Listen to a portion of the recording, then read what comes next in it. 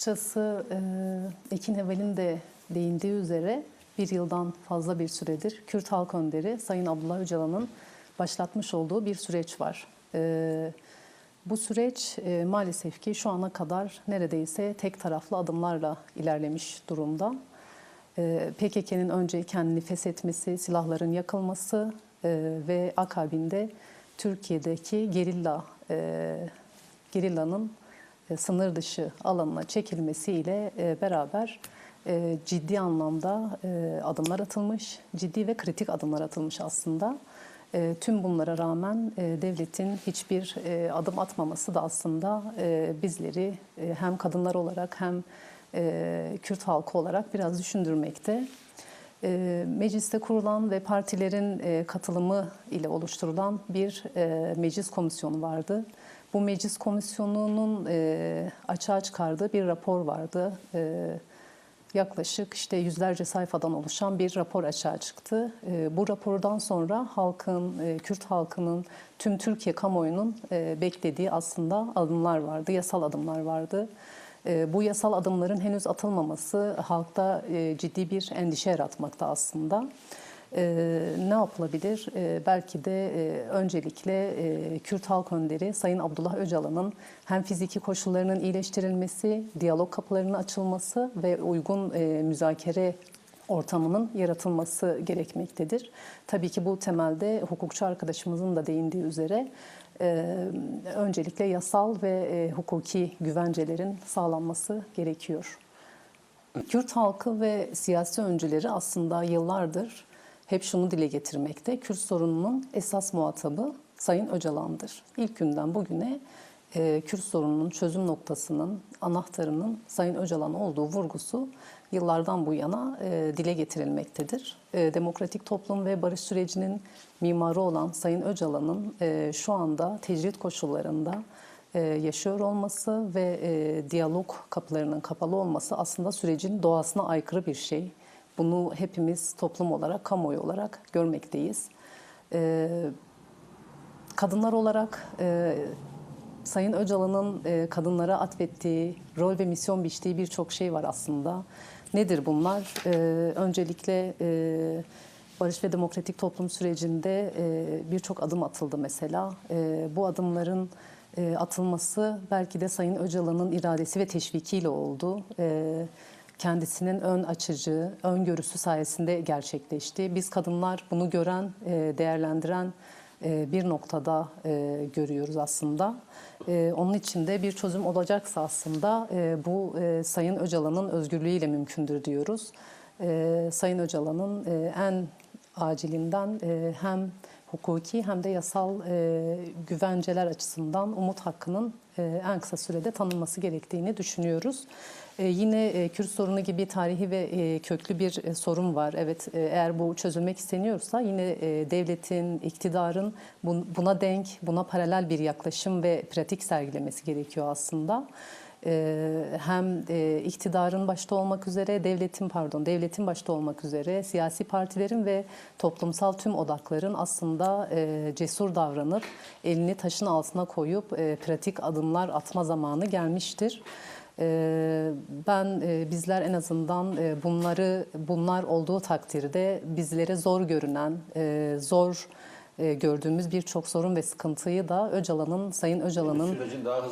Sayın Öcalan'ın özgürlüğüyle aşılabileceğini düşünüyorum yani. Yani kadınlar olarak şimdi Özgür Önderlik'le buluşma, şimdi kadın zamanı hamlesiyle 8 Mart'tan 21 Mart'a, oradan 4 Nisan'a ve önümüzdeki günlerde Gemlik yürüyüşümüzle aslında demokratik toplum ve barış sürecini taçlandırmak için yürüyeceğiz. Önderliğin, Kürt Halk Önderi'nin biliyorsunuz ki çağa, zamana dönük ciddi perspektifleri vardı. Bunlardan en önemlisi de aslında kadınları, kadın özgürlüğüne dair yaklaşımlarıydı. Biz kadınlar da önderliğin belirtmiş olduğu bu perspektifin aslında başarıya ulaşmasının ön koşulunun Sayın Öcalan'ın özgürlüğünden geçtiğini biliyoruz. Yani Kürt halk önderinin özgür olması gerektiğini bilen kadınlar olarak Gemliğe yürümeyi hedefliyoruz. Kadınlar olarak bu sürecin arkasında olduğumuzu, Kürt halk önderinin çözüm perspektifine sahip çıktığımızı ve destek olduğumuzu belirtmek için Sayın Öcalan'ın kadınlardan beklentilerine belki de cevap olmak ve üzerimize düşeni yapmak adına Gemliğe doğru hareket edeceğiz. Değil mi? Zaten baktığımızda 8 Mart'ta da 21 Mart'ta da aslında bu kadar güçlü geçen etkinliklerin öncüsü kadınlardı. Evet. Geçtiğimiz sene de aslında meclise yürümüştü kadınlar. Evet. Bir meclise hareket vardı. Bu sene Gemlik için mesela nasıl bir güzergah var? Kürdistan'dan nasıl bir katılım olacak? Evet. Neler söylemek istersin? Yani evet, çalışmalar başladı. Aslında bu sürecin başarıya ulaşmasının yegane koşulu da biz kadınların emeği, dayanışması, çabası ve örgütlü mücadelesiyle olacaktır. Bu bilinçle aslında biz kadınlar her daim alanlardayız. Belki de yürüyüşlerdeyiz. Zaman zaman Kürdistan ayağı, zaman zaman Batı, işte Ege, Marmara ayağı olmak üzere birçok koldan bu çağrılarımızı yineliyoruz. Onun için de şimdi Özgür Önderlik'le buluşma, şimdi Kadın Zamanı hamlesiyle aslında şu anda Ege ve Marmara bölgesinde birçok örgütlenme toplantıları açığa çıkmış durumda. Yine Kürdistan'da Hakeza, Ahmet ve Serhat bölgelerinde Gemlik yürüyüşüne dair planlamalar açığa çıkmış durumda. Buna ilişkin evet, Kürdistan'dan belki temsili boyutuyla bir katılım söz konusu olacaktır. Ancak Ege ve Marmara'da kitlesel bir katılım söz konusu olacaktır. Ayın 18'inde muhtemelen gece Ahmet'ten hareket edilip evet, Gemliğe doğru bir hareket olacaktır. Memleketin dört bir yanından tüm kadınlara aslında buradan seslenmek istiyorum. Tüm kadın hareketlerine, tüm feminist hareketlere seslenmek istiyoruz. Gemlik yürüyüşü, toplumsal barışın sağlanması, Türkiye'deki iç sorunun çözülmesi adına büyük bir adımdır. Tüm feminist hareketleri, tüm kadınları, tüm toplumsal, siyasal kadın hareketlerini bu yürüyüşümüze davet ediyor. Sesimize ses, gücümüze güç katmaya çağırıyoruz.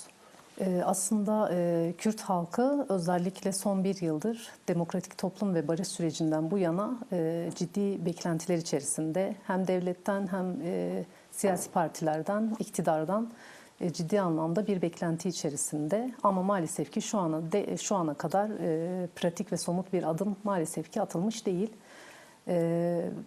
Yani bu yürüyüşün tüm halklar açısından fayda getireceği, umut doğuracağı, barışa vesile olacağı düşüncesiyle aslında sadece Kürdistan'ın değil, Türkiye'nin dört bir yanından hem kadınların hem de toplumun dahil olması gerektiğini ve barış çağrısında bulunması gerektiğini düşünüyorum. Sanırım 1000 kadınla temsili Şu an gidecek. temsili bu şekilde, evet, 1000 kadınla, ama duygu olarak bir sel aslında. Yani tüm Türkiye topyekün aslında o gün Gemlik'te, herkesin yüreği Gemlik'te atacak, herkesin ruhu Gemlik'te olacak. Çünkü çağrımız büyük, iddiamız büyük, Sayın Öcalan'ın kadınlardan beklentisi çok büyük. Bu anlamda bu süreçte kadınların da Sayın Öcalan'ın çağrısı üzerine rol ve misyonunu oynaması gerektiğini düşünüyorum. Bu anlamda bizler kadınlar olarak o gün Gemlik'te yine örgütlü duruşumuzla umuda ve barışa ses olmaya devam edeceğiz. Son olarak şunu söylemek istiyorum. Tüm kadınları Gemlik'te barışa, umuda ses olmaya, gücümüze güç katmaya çağırıyoruz. Sayın Öcalan'ın gerçekten kadınlardan beklentisi büyük. Bizler eminim ki Gemlik yürüyüşünde Sayın Öcalan'ın kadınlardan beklentilerine cevap olmaya çalışacağız. Ürettiği çözüm perspektiflerine cevap olmaya çalışacağız. Ve geliştirmiş olduğu demokratik toplum ve barış sürecine sahip çıkmak adına tüm kadınlara Gemlik'teki yürüyüşe davet ediyoruz.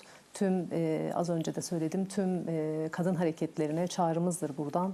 Tüm feminist hareketlere çağrımızdır. Bu sorun bir bütünen Türkiye'nin sorunu, sadece Kürtlerin sorunu değil. Yıllardır kanayan bir sorun. Bunu hep birlikte el ele, omuz omuza vererek haykırmak ve çözüm bulmak biz kadınların elinde aslında. Bunları belirtebilirim ben de.